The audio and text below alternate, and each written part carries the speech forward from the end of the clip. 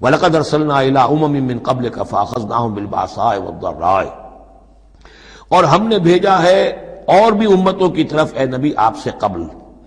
اب یہ ایک بہت اہم قانون ہے جو بیان ہو رہا ہے انبیاء اور رسل کے بارے میں، انبیاء نہیں رسل کے بارے میں۔ جب بھی کسی قوم کی طرف رسول بھیجے جاتے تھے تو اللہ تعالیٰ کی طرف سے چھوٹے چھوٹے عذاب آتے تھے تاکہ وہ جو خواب غفلت میں، خواب خرگوش میں مبتلا ہیں، وہ جاگیں، ہوش میں آئیں اور بات سنیں۔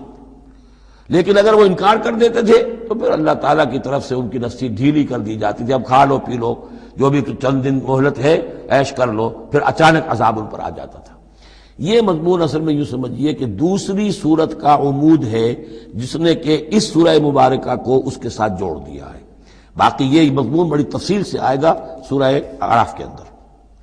وَلَقَدْ أَرْسَلْنَا إِلَىٰ أُمَمٍ مِّن قَبْلِكَ فَأَخَذْنَاهُم بِالْبَأْسَاءِ وَالضَّرَّاءِ، اور ہم نے بھیجا اور امتوں کی طرف آپ سے پہلے اے نبی رسولوں کو، تو پھر ہم نے پکڑا ان کو سختیوں سے اور تکلیفوں سے، لعلہم یتضرعون، شاید کہ وہ تضرع کریں، عاجزی کریں، گڑ گڑائیں۔